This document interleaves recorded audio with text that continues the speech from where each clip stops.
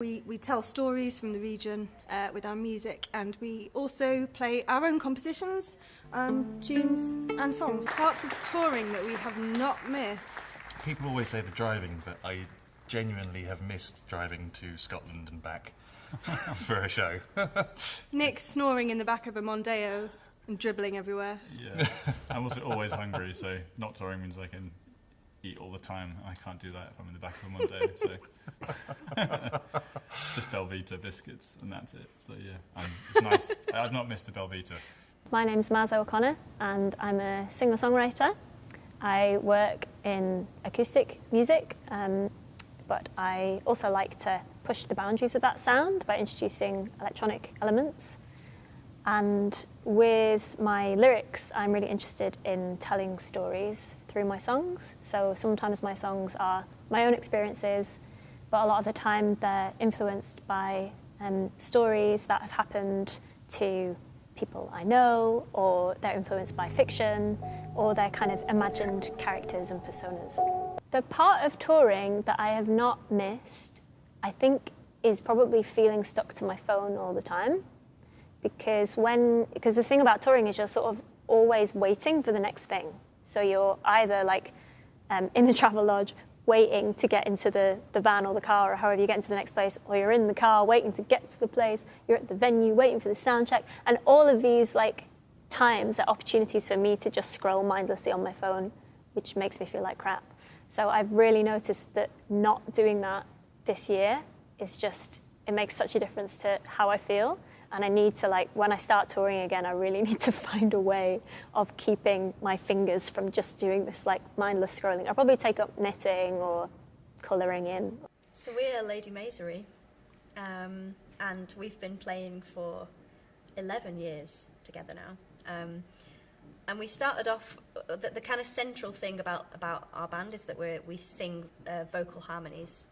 On every song we do, there's 3 voices, and that's a big integral part of our sound. We started off kind of looking at more traditional music, I'd say, kind of 10 years ago, and looking at song traditions from different countries. And then I suppose we kind of found our way with material that really resonates with us. So even if it's traditional material, we look at songs that have themes, maybe themes to do with women's struggles. And yeah, just themes that resonate with us because they're still relevant now, I'd say. And then sort of through that, we've all started to write our own material as well. And we all play instruments too, so we've developed quite a big sound. I think it sounds like more than 3 people when we're on stage. But there's we have a lot of love for really kind of making a big collective sound with voices, and that's kind of running through our music. It's the pack down, the load in is kind of exciting because it's a gig, but then you've done a gig and you're tired and you're like, oh. You look at the stage like... No one else is going to pack that down for us. Maybe that can be our main aim next, get some roadies. I'm Faye Heald and I'm a folk singer from Keighley in West Yorkshire. And I got into music as a kid around the folk scene, so I grew up with the people and the community side, and I sort of just developed and now sing on big stages and record albums. Because I love the music and the community, I want people to understand the music and get into it. So I'm always fascinated by what audiences do get out of it and why they like this music. So I want them to feel connected to a sense of English culture. I want them to just enjoy it. I want them to sing along. I want them to have a giggle as well and have a laugh. I've not missed not having enough vegetables. I suppose it's all food related. It's all got to be food related. It's really hard to find vegetables sometimes on the road. So yeah, I've missed. That's a bit of a shit answer. We were called the Beatles. Then we changed it to Led Rolling Zeppelin. Stone, yeah. And, yeah. We are Ezio, and this is the titular Ezio. I'm his something. Best friend, confident, and extraordinary virtuoso. I'm the idiot guitar player. Yeah. And my name is Booger. And this has been our 400th year, it feels like. Probably our 20-something year of playing together. And we've been playing a long time. Longer than that, actually. One of the most pleasurable things of when we used to do tours and gigs is we've always been because we started off in small places where you couldn't escape backstage. we became very used to just mingling with the crowd. And so the EDSEO experience is they get to meet us, and then we'd be selling T-shirts or a CD or anything. And you get to know people and you talk to people, and it's kind of really good for your mental health rather than being at a distance. Because you start to understand what people, they can tell you what they like, what they didn't like and stuff. And it affects what you do and how you do it, because you want people to leave happy. Like, referring back to the first question, that's why it's difficult to answer, because it's such a big question that any short answer would have been inadequate, really. So you do get to, you just interacting with the audience, I think, is one of the most important things we do, and why we've managed to keep doing this for 30 years, because we're kind of like, you have a loyal audience because they respond to the fact that, you know, you give yourself kind of, we're kind of a generous act, if you know, we don't keep them at arm's length and say, you know. And money as well. Yeah, and then you get paid. The money. Then just the suitcases full of cash. Okay, yeah. I've developed, I don't know about you over lock, I've developed. My name is Paul Simmons, and I started playing guitar in 1978. It's been a mighty long way. I started playing punk rock music, and sometimes I still do, but then gravitated towards playing more sort of roots-based music, and that was a journey that pretty much started, to be honest with you, truthfully, is probably Bruce Springsteen's album Nebraska, probably. Was from that moment on, I thought this sounds great storytelling. You know, started getting interested more in acoustic music, and so from that moment on, I've just followed it through, and I'm still learning now. And I'm Naomi Bedford, and I first started singing really as a very small child, kind of 4 or 5 years old. My mum used to teach me very long, kind of 17, 18 verse, very inappropriate folk stories. And I've just been singing ever since, really, and I've kind of been in bands since I was a teenager. And Paul and I have been playing together for about 12 years, yep, something like that. We're the MySpace people, aren't we? If anyone remembers that. We hooked up on MySpace, we did. As they used to say. I was a fan of Paul's band, his other band that he's in, The Men They Couldn't Hang. So I was a fan of his band, so I was particularly excited when he asked me to do some backing vocals for... He took over and became the lead vocal, and I became the backing vocal. Well, I've not missed promoters saying to me, we've got no budget for that. That no longer happens. And I've definitely not missed being at Clapham Junction station at 3:30 a.m. waiting for the first train out. You know, I haven't missed that, but I dare say that'll happen again. Apart from that, we've missed everything. Yeah, of course. So we're dying to get back out there and play. Yeah, dying to get back out and play the festivals and bring it on. Live gigs. So back in 2014... Gosh, that's ages ago. I'd just come off tour, a long tour with a band called the Willows, and I went down a folk club in Cambridge to play anything except the stuff I'd been touring for a couple of months. And by complete chance, Hannah had just moved to the UK from the US and didn't know anyone. And just call me Johnny No Mates. Great. Thanks for that, Ben. Brilliant. And Hannah sung and played dulcimer in the folk club, and I sung some songs, and very quickly we ended up playing music together, singing duets together, and we recorded a record of Hannah's together, and then some duo records together. But I guess really early on, right from when we met in a folk club, we found when we were singing, even at that kind of an amateur level, when we were singing and playing together, we were finding a real connection, and we felt like we were maybe we were moving people with what we did. And so I guess we set up our band, our duo, to try and do that and get that experience every night and on every record, I guess. Is that fair? Yeah, I mean, that's the hope, right? Yeah, that's the hope. Yeah. So I guess our music's very very intimate, and I guess it's quite direct, and we have quite a close relationship with our audiences, and hopefully we try and make sure that we've all go away from a show or go away from listening to a record having all shared something that that is sometimes not describable but special. I have to say, I've missed all of it. Genuinely, I've missed all of it. It's been, we are the most unhappy, miserable people when we're, I mean, more miserable than we are normally when we're not making music, when we're not touring. We love it. We love, and I know, I speak for myself, where even the bits that annoyed or irritated me prior to the last 18 months, I've missed. Like sometimes just going out to get chips, I'm trying to make a list for myself and sort of start to warm up in the car on the way, just to give myself the impression that I'm about to go and do it. No, we love, we love the road. We really enjoy all the people that it brings you, the places it brings you, even those times when you're like it's 2 a.m. and it's just you and the truckers on the road and you've got to eat, sandwiches from the petrol station and it's rubbish and I remember so many evenings of kind of driving back and being stopped by roadworks in the middle of the night in the snow and just feeling like you're in the seventh row of hell. But actually, those things, when you don't have it, when you're not doing it, become the things you long for, you remember. So I have to say... It's our way of life, isn't it? I have to say we really, we've missed it. And I've missed it, and I think we'd be eager to get back to it. So I don't think I'll even mind your socks drying on the front of the car. I think...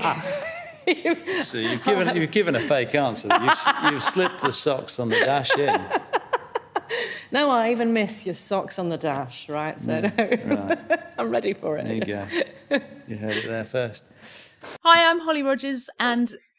Hi, my name's Holly Rogers. Hi, I'm Holly Rogers. Hi, I'm Holly Rogers, and today I'm here with the wonderful English Folk Expo. You're not Holly Rogers. I'm Holly Rogers. I'm the real Holly Rogers.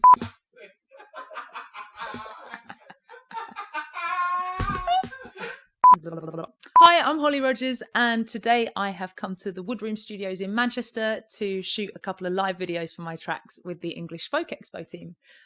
I can see you. If you want to know more about my career and follow what I'm up to, you can find me on socials at Holly Rogers Music. That's Holly with an IE and Rogers without a D.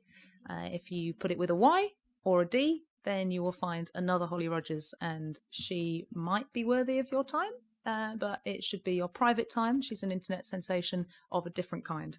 Enjoy, but also don't forget to like my page first. Thanks. My name is John Bowden, and I am a singer and a fiddle player and songwriter, and I started off many years ago playing with John Spires in a duo, Spires and Bowden, playing traditional English music, and that turned into Bellowhead, or we sort of founded Bellowhead out of that, and then I've also been writing kind of post-apocalyptic concept albums on the side, just to keep people guessing.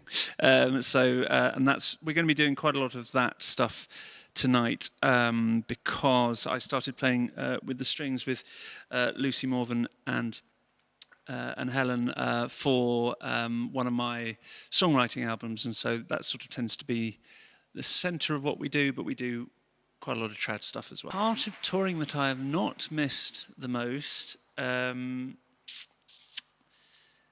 it's probably, I don't mind Travelodges. I quite like Travelodges.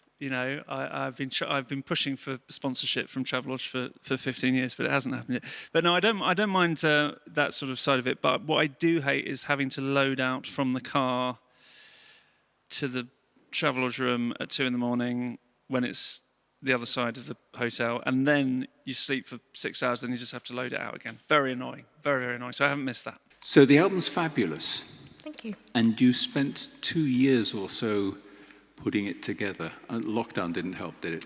No, so I'd already, basically about 2.5 years ago, I started recording this album at the same time that I started recording Wolf, the EP, which came out in 2018. So it was at least 2 years ago that I started recording this, and it was actually ready to go at the start of lockdown, but I decided I didn't want to put it out. I felt like it would be screaming into a void if I put it out at the start of lockdown, because there was enough going on without me trying to get people to order something. And it was also just not how I wanted to remember releasing an album, so I thought I'd wait.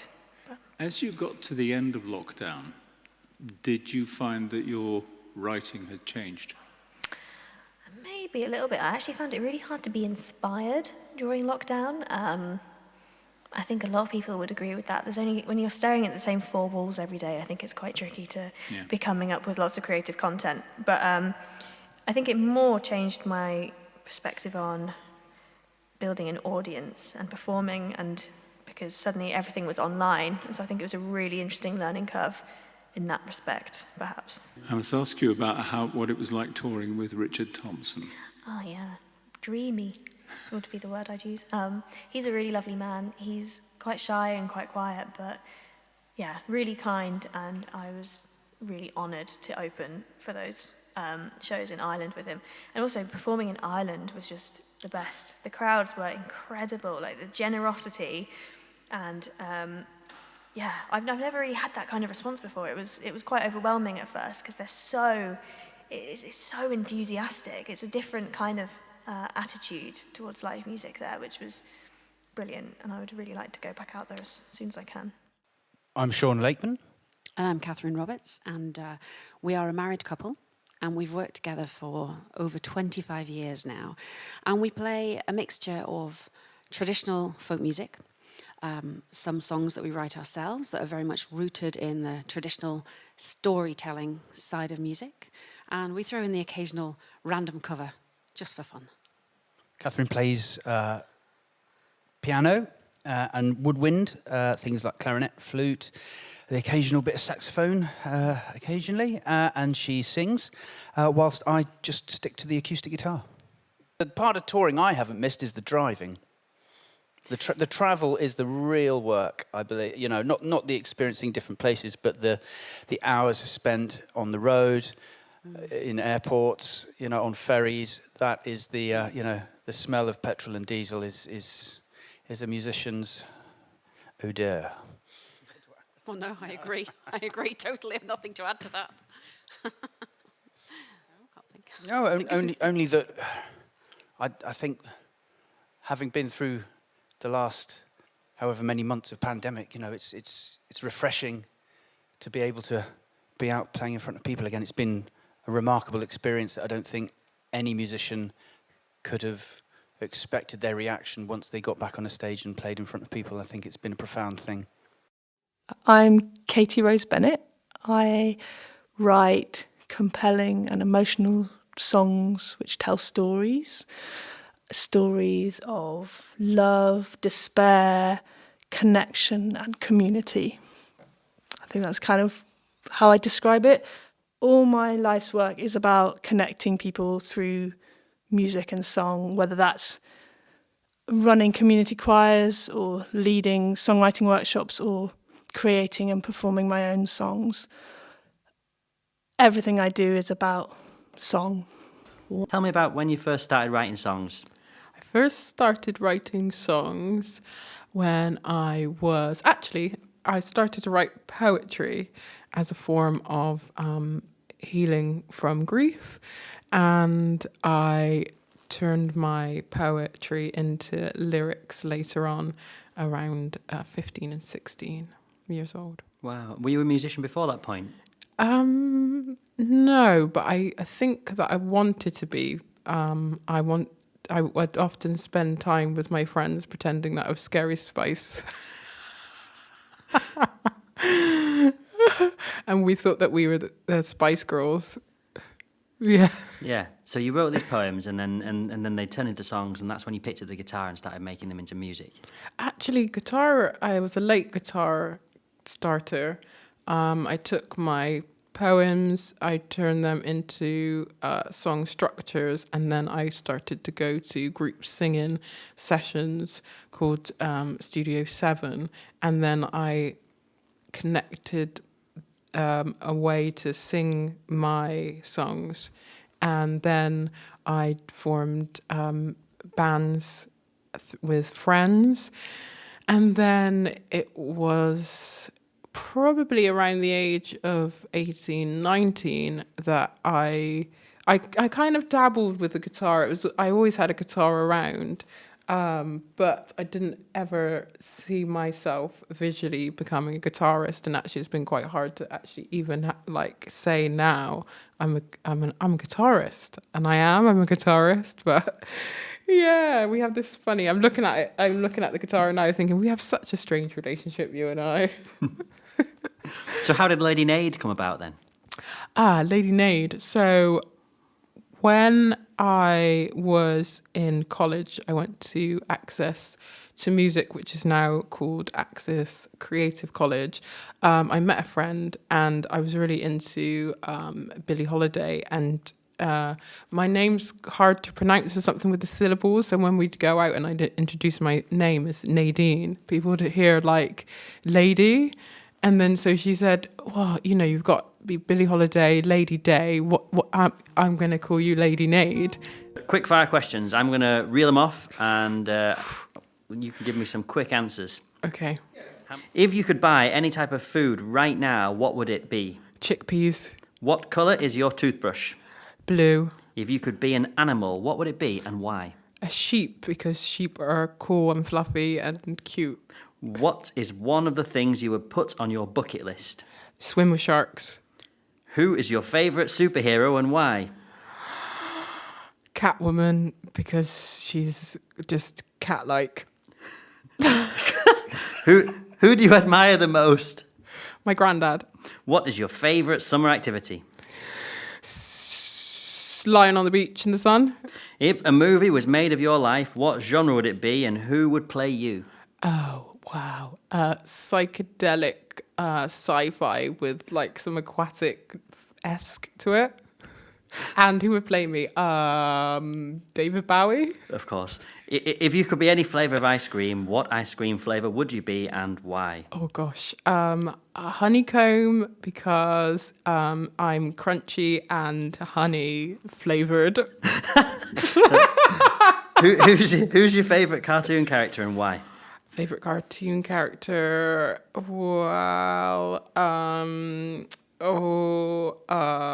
gosh, I really can't answer this one. Pass. Pass. What is your dream job? I'm actually I'm living my dream job. Amazing. Are you a morning or a night person? Night. Night. What's your favourite hobby? Swimming. What is one thing that annoys you the most? Oh, bad teeth. What's the strangest thing you've eaten? Shark. What's one of your weird quirks? When I'm stressed, I do that with my nose. Thank you, Siri, for saving the day. Right, there you go. How was that? Good. We can put some of them in. That's all right, isn't it? Yeah, great. Do you think that'll do? I've still no idea what we're hoping What's to like achieve. all about the ice cream? Because I'm honey flavoured. Because I'm honey. Lady Honey Nade. Tell us about your team. I work with an array of musicians. I go out as a solo artist, as a duet, and a trio, a full band. And you can find me on all social media platforms. Hello, we are the Rheingans Sisters. We are folk musicians, multi-instrumentalists, song makers and composers from England and France. We kind of play a lot of traditional music from Europe, I would say. We've both kind of studied quite deeply folk music in Sweden, Norway and France, where I'm based now. But we grew up in the Peak District in England. Our dad is a violin maker, so that kind of explains partly. He also makes banjos, which explains fully. Yes, we've got a variety of instruments on stage. We play a lot of traditional music from Europe, but we're also composers and songwriters. So, but a lot of those influences are kind of seep into our compositions as well. So, we've both missed it a lot, actually. When we're on the road together, we have generally a pretty good time, don't we? Great time. Getting welcomed and getting fed well and getting to play. I mean, this is like our happy place. So in order to do it you know, it's beautiful. But yeah, what have we not missed? I mean, driving around, I suppose. That's a classic answer. Probably just service station. Sandwiches. Breakfast. Just sandwiches. When you've got, you know, a slight geographical, something doesn't quite work out and you've got a big drive and you've got to get up very early. Yeah, just sort of things like that. But it's worth it. It's worth it, yeah. We are Vree. We are a string trio from Wales. We play majoritively Welsh traditional music, but we try to blend our classical background and our traditional music background into one new sound that we like to call chamber folk. I'm Patrick Grimes. I'm from the Ogwen Valley in Snowdonia in North Wales, which makes me the token gog of the band. My name's Aneirin Jones, and I come from Pontardawe in the Swansea Valley. My name is Jordan Price-Williams, and I come from the Avon Valley in South Wales. So fundamentally, the three of us were mates and drinking buddies before we were colleagues. I think the first time that we actually all played music together was on the set of a TV programme. We ended up in the band for Bryn Terfels, the world famous bass baritone Bryn Terfels Christmas extravaganza programme on Espadarac. And we spent a week just being very silly and sort of running around the Museum of Welsh Life in St Fagan, having far too much fun. And at the end of that week, I think we decided that it was for the best if we continued playing together. And so we just had to form a band. You can find us all on our social media platforms with Vree Official and on our website vree.cymru. We also stream on Spotify, and we really hope to come and play at a theatre or venue